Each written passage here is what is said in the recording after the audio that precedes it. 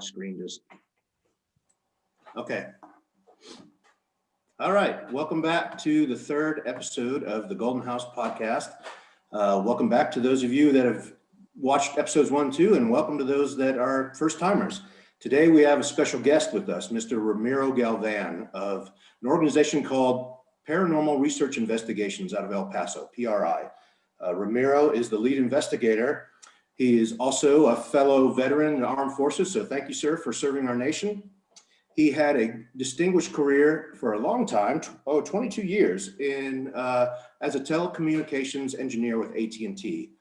He began investigating the paranormal and the unknown 20 plus years ago, so he's seen a lot. And obviously, we're here to talk about that, but him and his team have been on several episodes of the Ghost Adventures on the Travel Channel, which I think is still going. They're on their 24th season or something like that. It's been going for a while. So welcome, Ramiro. Glad to have you on the podcast. Well, great. Thank you for inviting me here. It's a pleasure to be able to talk and discuss some of the places that we've been to. Yeah, and I'm going to tell the visitors, I came to know Ramiro, it was several years ago. I wasn't even living in New Mexico at the time. I was living back in North Carolina. But I believe Chris and I both saw an article from the Deming Museum where you and your team had done an investigation of the museum. So I got in contact with Ramiro and told him about the Customs House and our history in the background, about how our mom was the last owner before it became a museum. And just started kicked off from there. And from there, we've had 2 investigations of the house and the museum in the Deming area. So we're excited to have you and talk about what's going on now with you and what you've done in the past. So I would like to just start off with, maybe you can give us a little bit of information on how you got started and who your team are and that type of background. Well, I've always had an interest in investigating the unknown. And it started, I think I want to say it started when I was in 4th grade. Yeah. And then there was an article in the local newspaper that there was a picture of what was considered of a silver flying object seen in the Las Cruces, Oregon mountains. So that just, piqued my interest. And as time went on, I just kind of, it opened up a desire for me to explore and investigate these stories. And the being in the military, of course, it takes away from that. So I had a chance to travel to numerous places. And it wasn't until I, got back to the States, started raising a family and all that my interest, I started going, okay, there's still something there. It was, I guess the best way I can describe it, it was a fulfillment that I was looking for, because again, there was a lot of stories, from different places. And one of the biggest things that I set out to do was to say, okay, I don't want to go in there, because this was about the time that all these paranormal shows, reality shows started coming up, was in the late 90s, early 2000s. Right. And one of the things I wanted to avoid was jumping to conclusions and going in as a skeptic, because as a skeptic, you have to look at every plausible fact. And also working in the job that I was working as a telecom engineer, you have to go to customers. And when you're trying to resolve this issue, you can't tell them, you can't give them conjecture or hypotheses or possibilities, or the sun is in the 7th moon and Aries is rising. That's why you're having telecommunications problem. You have to come back with hard facts. So using that background, I use that same background when I come into these investigations, to look for plausible explanations first before we take the next step. And one of the things when we do these things is that we don't try to convince people that there's things out there that, or there's not out there. What we do is we try to document, and then whatever we cannot plausibly explain, because we go through a thorough review process, and sometimes it takes us 2 months to go through this process. Once we go through this thorough review process and we've eliminated every possibility that we can come up with, whether it's electrical, environmental, or man-made, then we come back and go, okay, this is what we can't find a logical explanation for. And we'll let you determine what you want to do with it. what you want to, if you want to believe it, fine. If you don't want to believe it, that's fine too. We're just presenting you evidence. Yeah. So Yeah, that's the approach that we've done on this thing. And so kind of during my years of investigation, I've had, formed several teams and, some job priorities, family priorities, team, it changes over the years. My current team is consisting of 5 other people.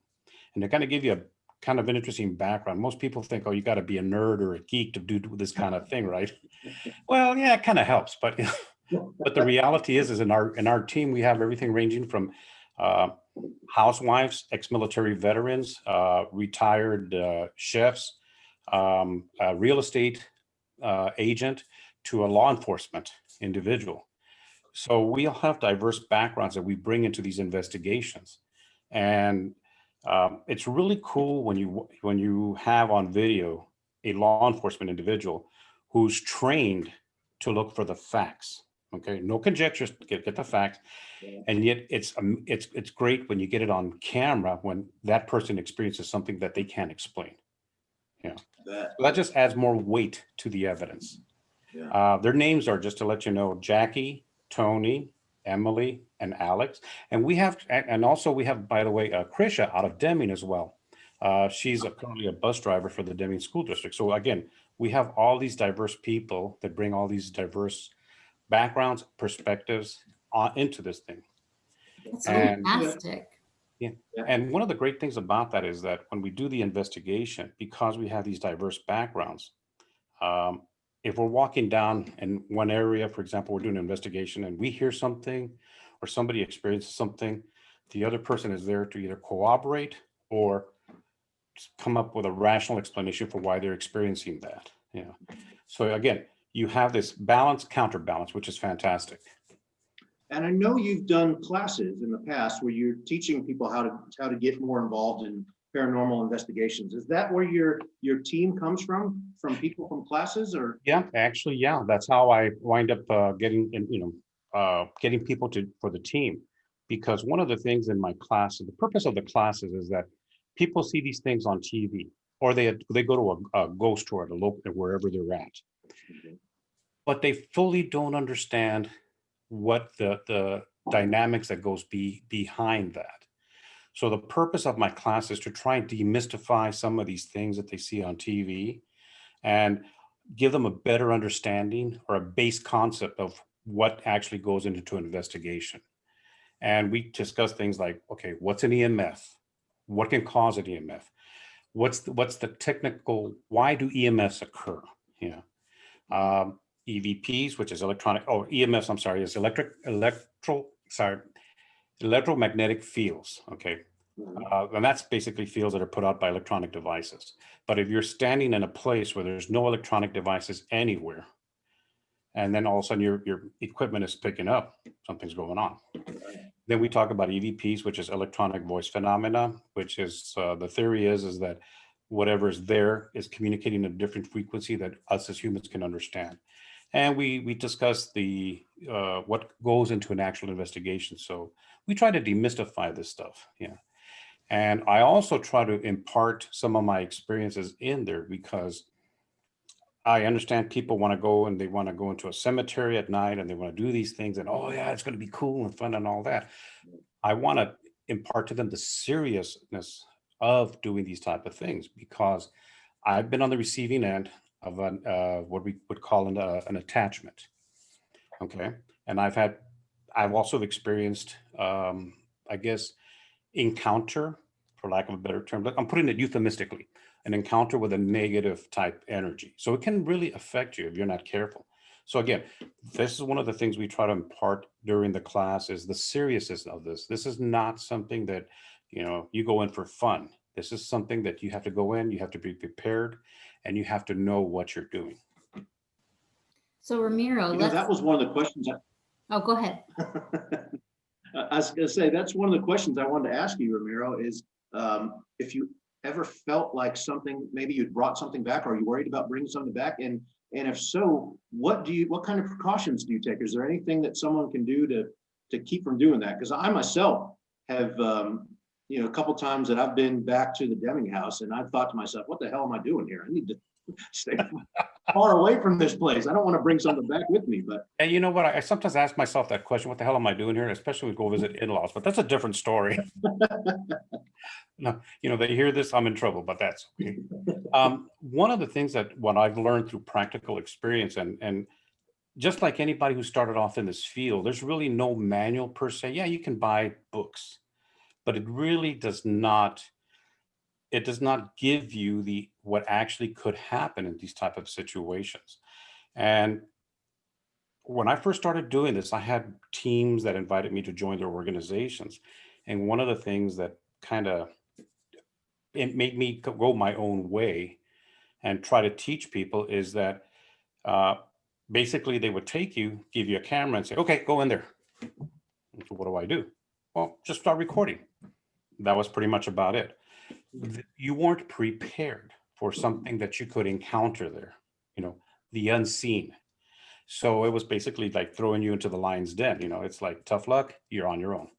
So and also back then the popular thing was for these paranormal shows was, oh, you can use my energy. I don't know if you ever heard these on these shows, okay? But these people would basically be offering themselves up, which was kind of stupid. But um, so I had the good fortune of working with a lady who some people call the medium, some people call them psychics. She called herself a spiritual counselor. And prior to meeting her, I'll be honest with you, I had a very negative perspective of people who claim they have these type of abilities. Okay, most of 99% of them that I met were uh, basically doing cold reads. They just kind of fed off of how you were reacting or what information was being fed at that moment. yeah. That is until I met this one lady, and it was for an investigation that we did. And even my perspective was still pretty negative, even after doing this investigation with her the first time, because I was like afterwards, yeah, she kind of seemed like it was just throwing out general stuff. However, what totally convinced me that she was legit is after we went back to review the audio and the video. Whenever we do investigation, we set up multiple audio and video equipment. And we're in the kitchen of this, it's a restaurant, it's a business establishment. And as I'm recording this, one of my investigators is standing there, one of the in the kitchen area, and it's after midnight. There's no children in the building, right? It's like 5 adults in there, and you can hear her, the spiritual counselor, saying, there's a little girl here, and she likes you. Of course, my investigator's like, oh, okay, what do I do? She goes, talk to her, but she's singing right now. Of course, we don't hear anything. And later on in the bathroom, the women's bathroom, we were in there and we were getting some unusual readings on our equipment. And the spiritual counselor starts shaking. And she goes, I do this. She goes, whenever I feel something here with us, and there's something here. And of course, none of us are feeling anything. So we're kind of like, okay, whatever, it's drama type thing. It wasn't until I went back and I reviewed the audio and video is when she said there's a little girl singing in here. And mind you, 5 people are present. It's after midnight, place is closed. So if anybody was doing that, we would have heard it. On the camera audio, we record, there's a sound of a young girl going, la, la, la, la, la, la, la. Oh my goodness. Okay.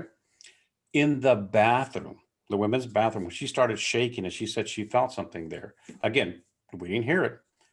Camera equipment, the camera audio recorded the sound of somebody screaming. Okay. So at that point, that kind of led us to go, okay, this lady's legit. Because if you got 5 people standing there and 4 people don't hear it, but the audio equipment, then yeah, there's something there. Right. So I wound up working with her for 5 years on various multiple cases. And she, had better job opportunities, so she's moved on to other places. But one of the things she taught me was that prior to that, I really didn't have much knowledge of what we call the metaphysical, which is some people call it the spiritual, the energy side of it, whatever. And she spent years doing this. And when we started doing these classes, she would come in and give her perspective, her side of it. And one of the things she would teach was learning how to put up what we call boundaries. Okay. And what the boundaries mean is that when you go into a premise or a location, you want to set the tone of what's going to happen that night. Because one of the analogies I can compare it to is like somebody walks into your house, complete strangers, and they start poking around. How are you going to react? Same situation here. And the other thing she taught us was that a lot of times when people experience, have these encounters ranging from chills to, what some people call chicken skin, the hair raising up on end. I call it the heebie-jeebies as a technical term. One of the things she has imparted is, and I pass this on during the classes as well, is that they may not be, it's not negative because they react this way, they can't see it right away, they get scared. And what I tell people is that it's not necessarily negative. It could be somebody's just reaching out, not aware how they have a physical reaction, how your body's physically reacting to them, because they're on a totally different level than we are. So, during the class, I teach people how to set boundaries. And when you walk into a place, whether it's a tour or you're doing an actual investigation, I always tell them, you know what, you do it with kindness. You just want to go in there and say, hey, we're coming in. I'm just coming in. We're going to be here to listen to you and give you an opportunity to say your side of the story, because sometimes that's all they want. And by setting the tone of the conversation or the tone of the night, you're laying out again, we call it set your boundaries. And the other thing we tell them is, you know what, we appreciate your courtesy. We appreciate your respect. We're here with courtesy and respect as well. And by the way, you're not allowed to touch anybody here. You're not allowed to use anybody here. Okay.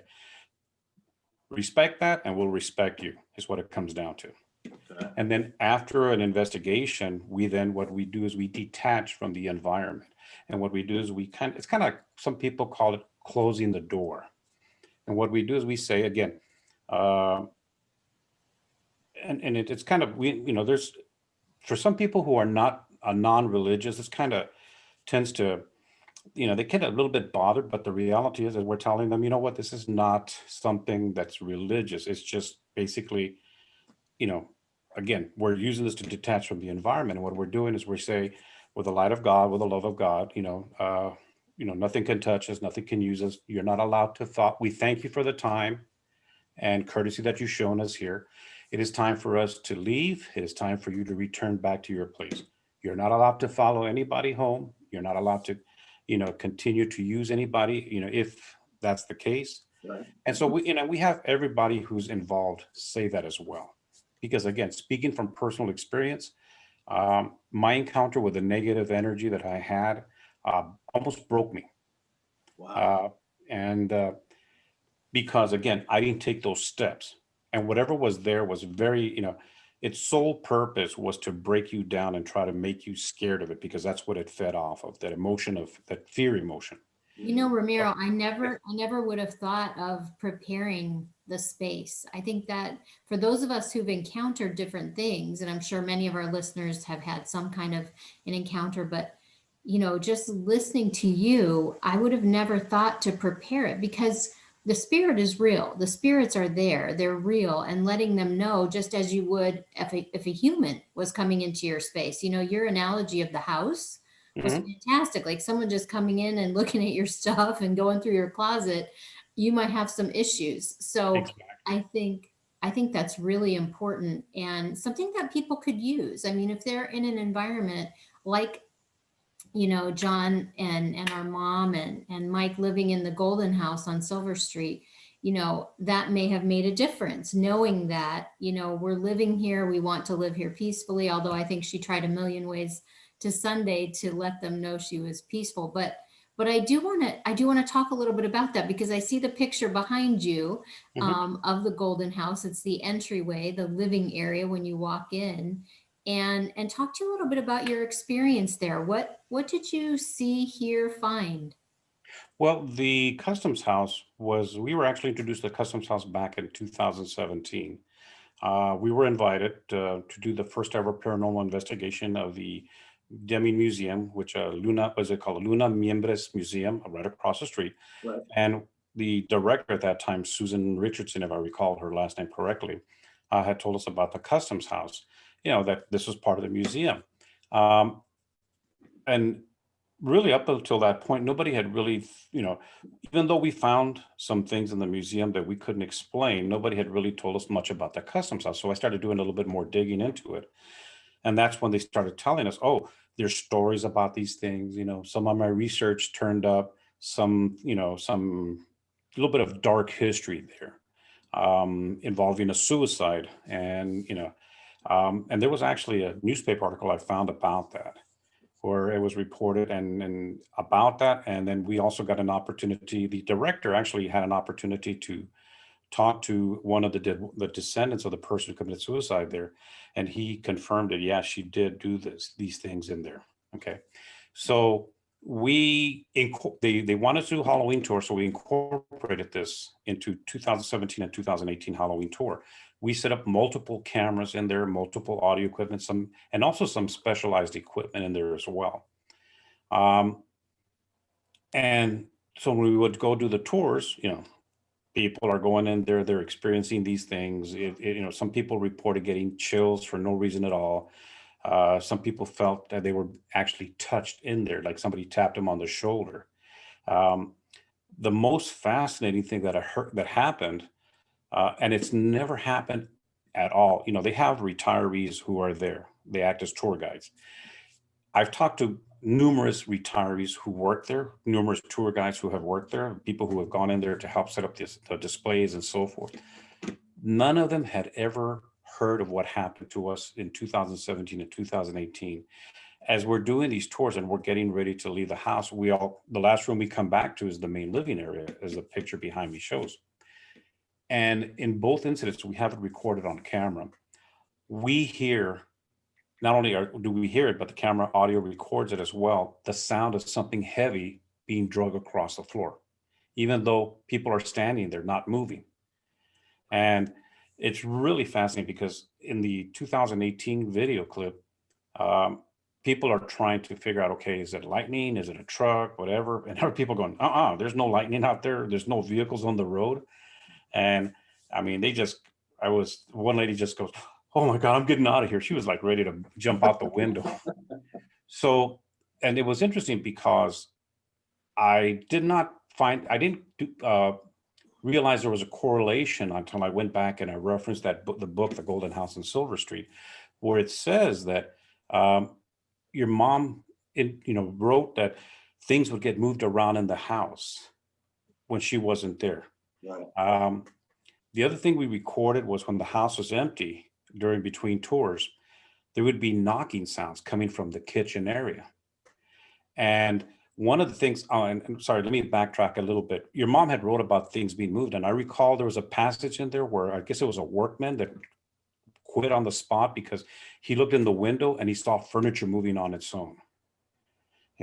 So, and then there was another, I believe, a passage where she said she would hear or something about knocking noises or like cabinets, sounded like cabinets opening and closing on their own. In the kitchen, our audio equipment actually record, even though the camera themselves, it's not on the cameras, the audio recorders recorded the sounds of something knocking, almost the sounds like something opening and closing, which is unusual because the camera right next to the audio recorder didn't record those sounds. Okay. So that's one of the things that we kind of go, okay, well, if it was something natural, man-made, or environment, both of them should record it simultaneously. But oftentimes during these type of investigations, it's not unusual for us to have that happen, where a piece of equipment and it records something and the one right next to it doesn't. Additionally, we have devices that detect changes in what we call the electromagnetic environment. And we set these devices up in the kitchen area. Again, house is empty, and all of a sudden these devices start reacting on their own. The thing about these devices is that you actually have to get up close to them to trigger them. So whatever triggered them was within 7 inches away from it. Yeah. Okay. I mean, I know that we recorded a voice of a young lady in the and I think is it the sunroom? I keep forgetting which one it is. The one where they allegedly the bullet holes are there. That was my mother's bedroom at the Okay. time. They've got it set up like the customs room now. Right, and that's the one where I believe the young lady back in the 70s committed suicide, if I recall correctly. Hmm. Okay, and in there we have some specialized equipment. What it does, it tracks, if it detects mass like a human, it starts tracking it through an outline of dots and like kind of like a stick figure. And I'm sure you've seen these on these paranormal reality shows. So as we're walking in there, we stopped at the kitchen before we stepped in. And I saw like a little dark shadow dart across the open doorway. Of course, no, it was so fast, I thought my imagination. But then the equipment starts tracking something there in the doorway. Okay. And this went on until we actually stepped into the room and you see this thing disappear. Okay. We don't know what this was. So was it related to that dark shadow that I saw? Very possibly. And then later on, again, the building's empty, cameras are out running. We have a camera in this living room area, and it's pointed toward that what used to be your mother's bedroom. And we recorded the sound of what sounds like a woman laughing. And then it sounds like somebody else is going, shh, like, shh, they're gonna hear you. And again, I didn't get I wasn't aware of the correlation or the connection until I went back and I looked at the book again. And your mom had said, I believe, that she had heard like what sounded like parties or women, like women talking, things like that. So a lot of the things that we documented there, again, even though I had read the book, I didn't make the connection until I went back later after reviewing the audio video and started going, okay, let me go through this, sentence by sentence. And sure enough, I found the connections there. Yeah. So for me and for us as a team, it was great to be able to corroborate somebody else's experience and understand that this was not just something that you imagined. This is not something that you might have mistaken for something natural. These are things that definitely to us supports what she documented. Yeah, that was great. It was great to have you there. And I know there were so many stories that she had of a young lady and her young daughter there in that bedroom area. And I remember watching the video of one of the investigations you did, and that outline, that dotted outline of a figure there looked like a little girl peeking around the corner, looking out the doorway. And that was sort of a great thing to see, just to say, I knew it, that type of thing. But, has there been just some random questions for you? Has there been one event done that stood out above the rest, or has there been one of those where you've been in the middle of it and you're like, all right, we need to get out of this house like right now? In the customs house, no. And one of the things that I want to kind of put in perspective here, one of the things I train people when I give these classes is I reinforce with them that when you go to and do an investigation, you're actively looking for them. So you're focusing whatever is there. So one of the things is I tell people is that your emotions or your mental well-being or your physical well-being are very important, because if you go in there with emotionally, physically, mentally something going on with you, you become compromised. And whatever is there, if something negative is there, it will use that as an opportunity to get at you. So what I train people to do is try to learn how to detach from the environment, emotionally detach. So that way, if you're standing there in a dark room and all of a sudden you feel somebody touch you on the arm, you don't just freak out, and just start screaming like a chicken with its head cut off, kind of like me in my first investigation, but that's a different story. So, because again, it may not be something negative. It may just be somebody letting you know I'm here. So I tell people that it's not something negative, because when you have your first encounter with something negative, you never forget it. It leaves a lasting impression on you. Okay. So thankfully we haven't had encounters like that. If we feel that somebody, somebody there is overstepping their bounds, we'll be very polite and let them know, hey, I appreciate you paying attention to me, but you need to please back off. So having said that, there was one case that we did here in El Paso. It was at the local El Paso Community College, which you went to that one year for the tour that we did. And they have a basement area where people have said they've seen shadows, they've seen figures, they've heard voices, things like that. So the very first tour we did, that was like about 3 years ago. We were down there in the basement, and there was a El Paso Community College police officer with us, as providing security for the group that we had down there, and it was the last tour of the night.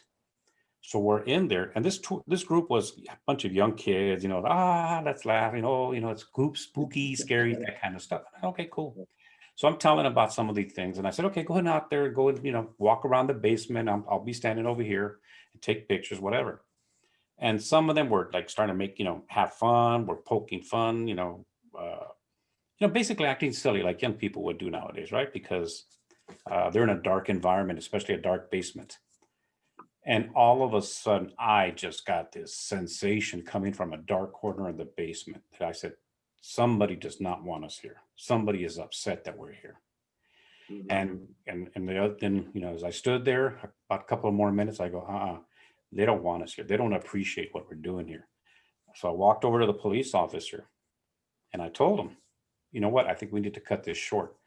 And I said, there's something or somebody in that corner that does not want us to be here. What he said amazed me. He turned around and told me, you know what? I feel the same thing. Let's get him out. No kidding. So that was one place. And then another place was a restaurant in Las Cruces where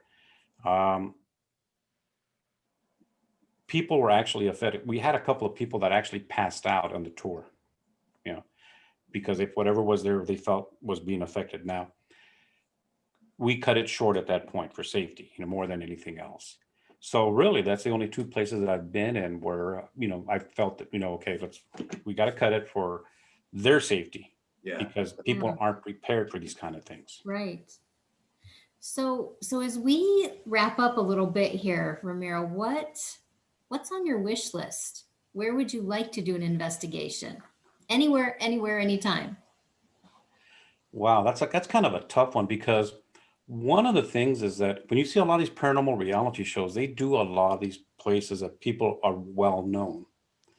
And that's great because, it brings notoriety to them. I mean, this has been known to be happening in those places for years. There's been numerous TV shows done on these places. For us, I think the best things we've done and hopefully will continue to do is go to these places that people may not pay attention to and raise the level of awareness about them. Okay. I'll give you an example. We were invited to go investigate a museum in Clayton, New Mexico. I don't know if y'all ever been there or not, but it's a very small town. Okay. And I mean, you can literally just drive through the town and you're out of there within 3 minutes. That's how small it is. Okay. Including the stoplight. Okay. So we were invited to go over there, and based on what we found, and again, we had an opportunity, so they invited us to investigate their courthouse as well. Based on what we found, this was in 2016, 17. Sorry, I'm trying to get my facts here. It was 2017, beginning of 2017. We went back and we provided the evidence to them. In October of that year, one of the New Mexico magazines voted that town, the museum, the most haunted place in New Mexico because of what we found there. The following year, we went to a town 40 miles from there. And it was in Oklahoma. And again, small town, people just drive through there, don't even think twice about it. But they had a museum there, and we went there to investigate. And the level of activity was intense in some instances because we had a chance to investigate a hospital, a music theater, and the museum itself. The museum was so big that it was covered like 10 acres. Wow. Okay. So I guess the best way I can say it is that we love to go to these smaller places because we want to bring make people aware of these places, Right. like the customs house. I'll be honest with you. Before we went to Deming and we were invited to go to Deming, I had never really, the only time I ever stopped in Deming was to, when I was traveling, oh, okay, let me stop at McDonald's or get something here to eat, fast food place, and tank up. And in my classes, I always ask people, how many of you actually stopped in Deming? And, a lot of people will tell me, yeah, okay, great. What do you stop in Deming for? Well, the general answer is, well, we'll stop and get something to eat, get gas, go to the bathroom, and then we get back on the road. But then I go, okay, wait. But what if I tell you Deming has this type of history, he's got these type of places, that kind of stuff? All of a sudden, the perspective changes on this thing, and now they look at Deming with a different, with a different attitude. So that's the whole thing for us. Is when you were asking, getting back to your question, I know I went kind of on a tangent here, but the best places are the ones that are usually out of the way, Yeah. and then because there's stories Right. and beliefs, but until you can come back and actually provide some sort of documented evidence, it's always going to remain what I call urban legend. Right. Okay? Right.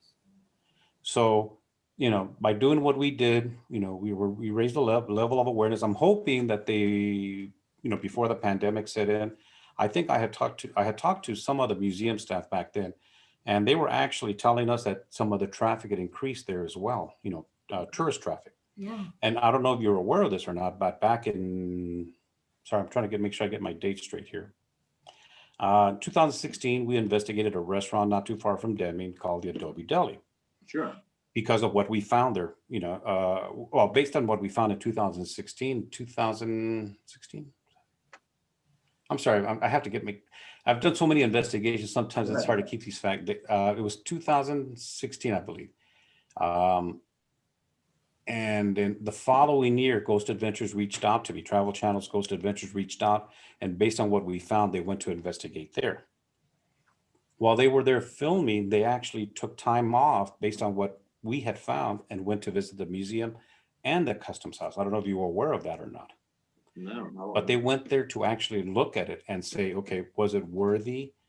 Was it the level of things that they wanted to film an episode? Sure. And later on that year, I think, yeah, it was later on that year, after the premiere of the Adobe Deli episode, I received a call from one of the general managers there at the courthouse, because they gave us full access to the courthouse as well and to the old jail.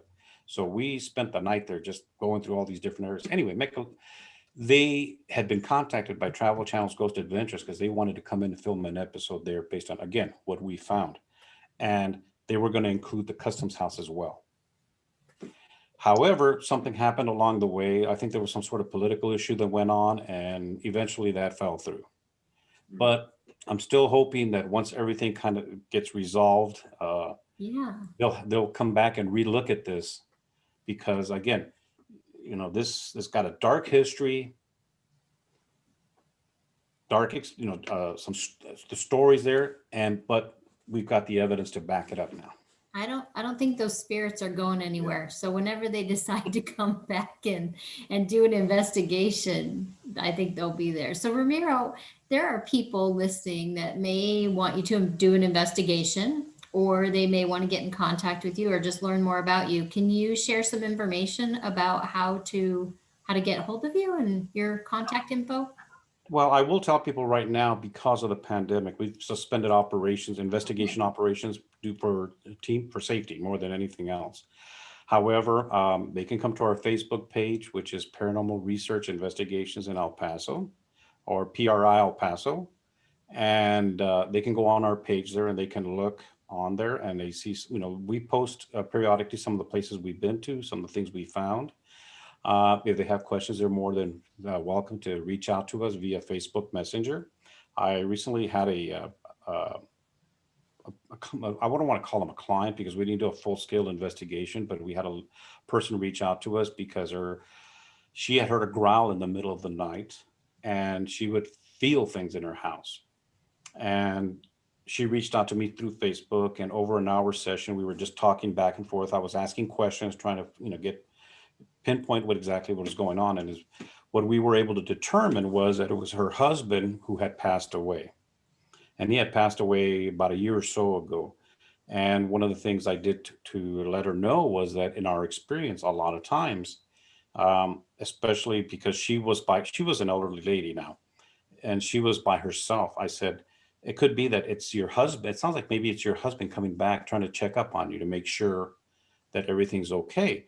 She goes, well, you're right. Because she goes, after he had passed away, about a year after he passed away, I installed these windows in the house that he never liked. I go, well, maybe that's what he's letting you know. I said, so you just got to let him know that, hey, I appreciate you coming back to check on me, but I'm okay. I'm doing fine. And, don't need to be worrying about me. Stop scaring me. Ramiro, So, thank you. yeah, they can reach out to me, have questions. I'll try my best to answer them. And also, we have one of our people on our team. Her name is Emily. She's also a veteran, and over the course of doing investigations with her, there's a realization there that she has this gift, this sensitivity, and we've seen it now in multiple cases that we've done. And it's great that she has it, because I'm not sensitive at all. I am the least sensitive person in that, that you know of. You can ask my wife that; she'll confirm that. So, but yeah, she's sometimes able to, and don't ask me how she does it. It's all magic to me. Sometimes she can provide that connection as well. Okay, that's great. That's great. Well, Ramiro, thank you. Well, thank you. I'm sorry I went off on a tangent here, but I could listen to your stories all day long, really. It's a fascinating thing, but that we appreciate you coming on so very much. Thank you very much. We wish you. Great. You're more than welcome. And, like I said, once things settle down, I would like to go back to the customs house and basically just stay there all night. I have team members that are telling me, we need to sleep in there. Okay, we're going to let you do that. You can just report back. No. But you see, I was going to invite you all too, because you all have that personal connection, which would make it great. I tried to get my brother to camp out in the backyard one night. He wasn't having it, and No. I wouldn't either. Ramiro, thank you. And for our listeners, thank you so much for being here. You can find the Golden House on Silver Street book on Barnes & Noble. You can also find us on Facebook. We wish you well. Well, thank you very much. Again, you all have a good one, and stay safe.